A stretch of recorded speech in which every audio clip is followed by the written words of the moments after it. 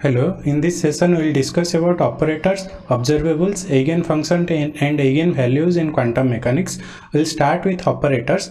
Operator in quantum mechanics can be defined as the corresponding observables of classical mechanics. Means observables in classical mechanics are energy, position and momentum. Such observables in quantum mechanics are defined in terms of operator, and those operators are generally in linear in nature. What is linear operator we will discuss next session. For now we'll simply assume that the operators in quantum mechanics are linear in nature. We'll start with a general example. Suppose that derivative operator is there and it acts on a function fx, then we will generate a new function g. Then the derivative operator can be represented by, suppose, symbol a and a caret sign over a. So generally operators are represented by a caret symbol over any operator. Then this table again shows some of the more general examples. We have various operators and two different functions. The first function is x square and the second function is e to the power minus 2x. The first operator that acts on is derivative operator, differentiation with respect to x. When it acts on x square, it will generate 2x, and when it acts on the exponential function, it will generate minus 2 e to the power minus 2x. Then the square operator, it will generate x4 and e to the power minus 4x. The double derivative operator, it will generate 2, and the second example, it will generate 4 e to the power minus 2x. The operator 4, it means only multiplication of the constant 4. So in the first function it will generate 4x square, and the second function it will generate 4 into e to the power minus 2x. Then the last operator is x. It means multiplication of x. In the first function case it will generate x square multiplication of x, it will generate x cube, and the second case it will generate x into e to the power minus 2x. So these are some basic general examples. Now we'll discuss what is the classical mechanics observable and their corresponding mapping with the quantum mechanical operator. So classical mechanics observables are position, the symbol is x, and the quantum mechanical operator symbol is x caret, and the operation is multiply by x. Similarly, x square you have to multiply it by x square in quantum mechanics. The classical mechanics operator for momentum is px. In quantum mechanics we have to do the operation minus I h cross dou by dou x. For momentum square we have to take px square. So here if I take square, I'll get minus h square dou square by dou x square. I square, the iota operator square, is minus 1. Similarly, kinetic energy in classical mechanics is px square by 2m. Now we know what is px square in quantum mechanics, that is minus h bar square dou square by dou x square divided by 2m will give me kinetic energy operator. Similarly, potential energy operator is Vx for both quantum mechanics and classical mechanics. The total energy operator is sum of kinetic energy plus potential energy. So the total energy operator in quantum mechanics is minus h bar square by over 2m dou square by dou x square plus Vx. The first term is for kinetic energy, the second term is for potential energy. This potential momentum operator, kinetic energy operator, potential energy operator and total energy operators are important. We'll deal with these terms more frequently. Then these observables and operator in three-dimensional space is also there. Suppose for position, any position in a Cartesian coordinate system can be resolved into three coordinate axes, that is x, y and z axis. So for position we have we in classical mechanics we define position by r. Similarly in quantum mechanics it is r multiplied by the position operator. Then momentum in 3 dimension in quantum mechanics is defined as minus I h cross I into dou by dou x plus j into dou by dou y plus k into dou by dou z. This I, j and k are unit vectors along the three different Cartesian coordinate axes. Then kinetic energy operator is again minus h square by 2m del square operator. What is this del square? Del square means dou by dou x square, dou by dou y square and dou by dou z square. So potential energy operator is again, potential is again a function of x, y and z axis. that is the three mutual perpendicular coordinate axis. Then total energy is again sum of potential energy and kinetic energy. Kinetic energy is minus h square by 2m del square operator. Del square operator was dou by dou x square plus dou by dou y square plus dou by dou z square. So then there is again angular momentum operator. Angular momentum operator in quantum mechanics are represented by this term. We will discuss angular momentum operator in a later session. It is important to note that we have to remember this potential momentum operators, square momentum operators, kinetic energy operator, potential energy operator, and angular momentum operators. These are the operators that will deal more frequently during this whole syllabus. So then we'll discuss what is eigenfunction and eigenvalue. We'll understand with this example. There is an operator A, acts on a function phi x, gives a constant value A, and again regenerates the function, the phi x.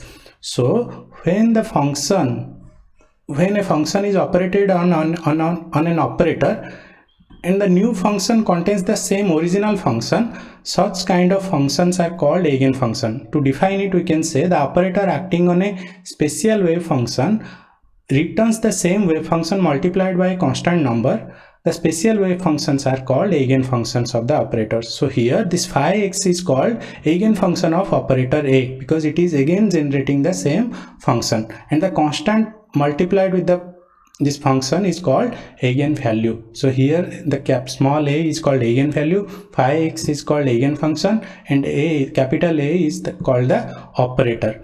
Few important points to note with respect to operator, eigenvalue, and eigenfunction. A given operator can have several eigenfunctions.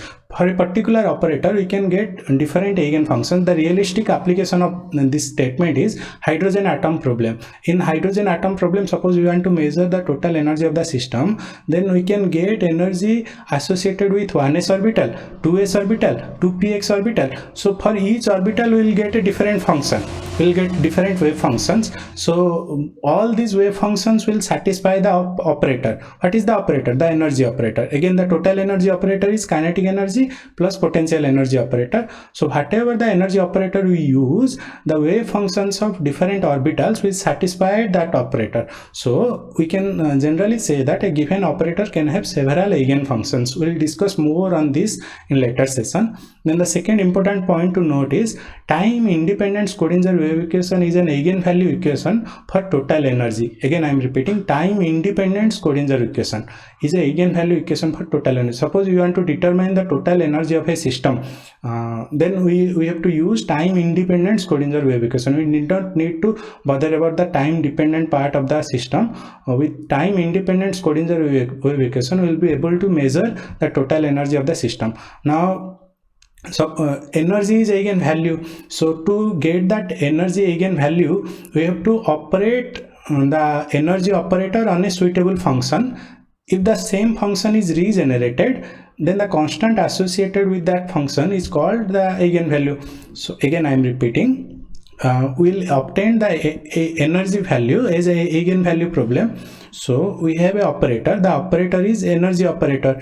The total energy operator consists of kinetic energy part, that is minus h bar square by 2m dou by dou x square. This is for only one dimensional problem. So this first term is kinetic energy operator and the second term is potential energy operator. Together they are total energy operator.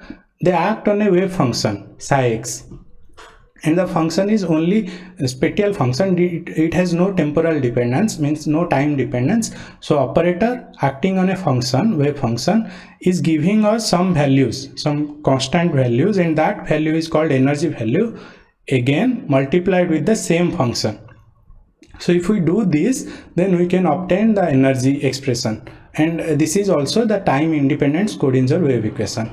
The expression in curly brackets in the LHS, left hand side of this expression, is the total energy operator, and it is called Hamiltonian. Generally this total energy operator in quantum mechanics is called Hamiltonian and is represented by h bar or h and a caret symbol over it. Generally h is called the Hamiltonian operator. It consists of both kinetic energy operator and potential energy operator. Then the third important point to note is operator act on a function from left to right. This operation is very important. Generally operators act from left to right. If we reverse the operation from right to left, we will get a different value. So we'll see with an example. Suppose there is a momentum operator and position operator, and the function is sin x. So as I said, the operator acts from left to right. So first, which operator will act? Here, left to right means first the position operator will act, then momentum operator will act. First position operator acts on a function sin x, will get it will simply multiplication function. So x sin x will get, then the momentum operator acts. What is the momentum operator? Minus I h cross dou by dou x. So if we do that, if my differentiation of x sin x, what will get? First we'll get sin x will be 1. So first we'll get sin x plus the differentiation of sin x will be cos x. So we'll get sin x plus x cos x. So that what is the final output of this operation? The final output is minus I h cross sin x plus x cos x. What is the sequence we did? The sequence we did is first we acted the position operator, then we used the momentum operator. Now we will reverse the operation sequence. First we will do the momentum operator, then we will use the position operator. If we do that, the differentiation of sin x will give cos x. Now after that, this cos x acts on the position operator, that is x, so we will get x cos x. So final output is minus I h cross x cos x. So there is a clear difference in the final result when the operators are operated in two different ways. Both the operators are same, but when they are acted in a different manner, from left to right and from right to left, we get different answers. So operator for which interchange of orders does not change the result have a special role in quantum mechanics. Such kind of operators are called commuting and non-commuting operators.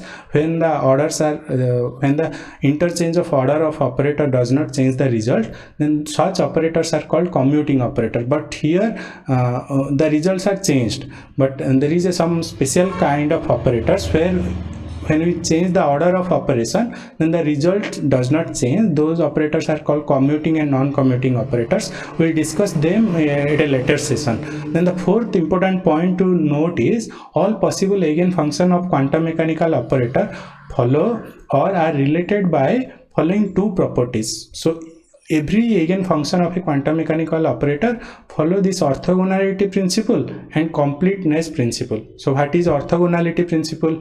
Orthogonality means, suppose there are two eigenfunctions psi I x and psi j x. These are two eigenfunctions of a operator, of a particular given operator. Then the integration over whole space will give a value 0. This is called orthogonality condition.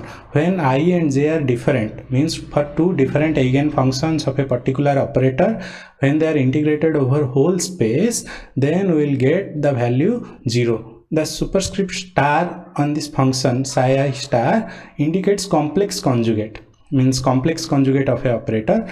And the wave function in quantum mechanics can be complex functions of x and t. So this is a general statement. Now when I is equal to j, when I and j means both the eigenfunctions are same, and if we integrate them over whole space, we'll get a value 1. If you get a value 1, then this condition is called normalization condition. When I is equal to j, integration over whole space of the eigenfunction will get the value 1, means the same eigenfunction when integrated over whole space multiplied with its complex conjugate will get value 1, and when this condition is satisfied, this is called normalization condition. When there are two different eigenfunctions, we'll get a value 0, and when this condition is satisfied, this is called orthogonality condition. Now when both the conditions are satisfied, this total the set of operation is called orthonormal set. Then the second condition that all eigenfunctions need to satisfy is completeness, or most of the eigenfunction possess this completeness property. What is this completeness? This means any well behaved function can be expanded in a eigenfunction phi nx of any quantum mechanical operator of interest. I'll just explain in a simple way. Suppose we are studying in hydrogen atom system. The electron can be in any orbital. It can be in 1s orbital, it can be in 2s orbital, it can be in 2px orbital, or it can be in 3s orbital. So when we define the wave function of electron of hydrogen atom, we have to consider the eigenfunction of all the orbitals, means eigenfunction of 1s orbital, 2s orbital, 3s orbital, and 2px orbital. So that's what it means. Completeness means there is a probability that electron can be found in all possible states. So we have to consider all the possible eigenfunctions associated with the total set or total eigenfunction. So that is called completeness. So if it is a hydrogen atom problem, then we have to add up all the eigenfunctions of different orbitals. What is this Bn here? Bn is the expansion coefficient. It's just a coefficient that determines the probability of a particular eigenfunction. So this completeness and orthogonality are two important properties of eigenfunctions associated with quantum mechanical operators. With this, I'll stop here. Thank you.